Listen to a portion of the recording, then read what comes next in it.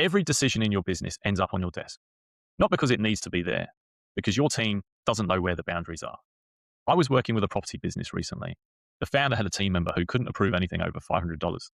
In property, where $500 barely covers getting the lawns mowed. So every small decision ended up on the founder's desk. Can we fix this leak?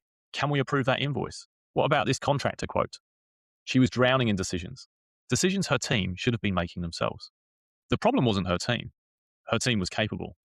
The problem was no one had ever defined what they were allowed to decide.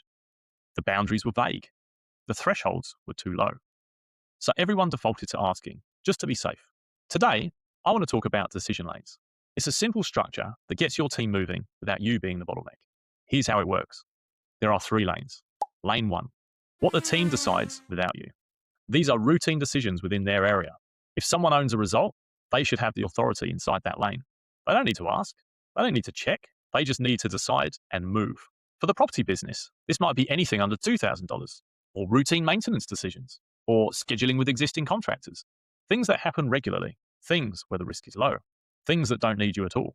Lane 2, what they decide with an FYI. These are decisions they can make, but you want visibility. They send you a quick message. I'm approving X. They're not asking permission. They're just keeping you informed. You don't need to respond. They proceed. For the property business, this might be larger repairs or changes to the renovation plan or anything that touches budget but isn't urgent. You see it, you can jump in if something looks wrong, but usually you just let it go.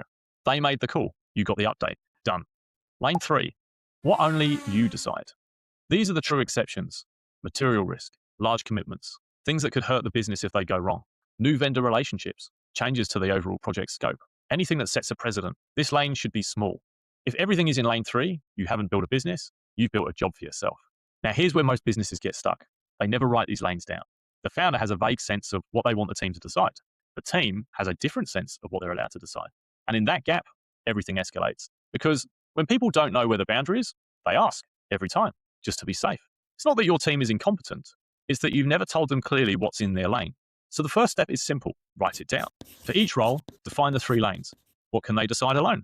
What needs an FYI? What needs your approval? Be specific. Not use your judgment. Not check with me if it's important.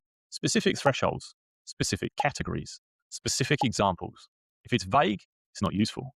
The second step is time-based defaults. For FYI decisions, set a rule. If you haven't heard from me within 2 hours, proceed with your recommendation. This stops decisions sitting in limbo and waiting for you to respond. You were in meetings, you were on a call, you were focused on something else. The team doesn't wait, they move. And you catch up later if needed. The third step is containment. Non-urgent decisions don't drip through the week. They wait for a rhythm. Maybe a weekly exceptions list. Anything that isn't urgent gets bundled. You see a short list once a week of true exceptions that need your judgment. Instead of being interrupted constantly for small things, the property founder implemented this. Raise the approval threshold. Define the 3 lanes for each team member.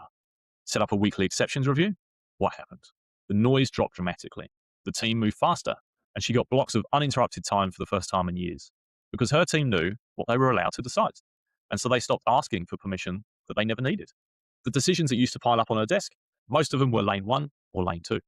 I should have never reached her at all. One thing to watch. You might feel a little uncomfortable at first. Decisions happening without you, things moving that you didn't explicitly approve. That's normal. Your job now is to look at outcomes, not inputs. Did the decision work? Great. Did it go wrong? Talk about what happened.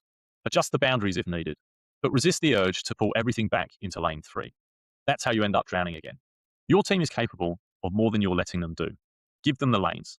Let them drive. See you in the next one.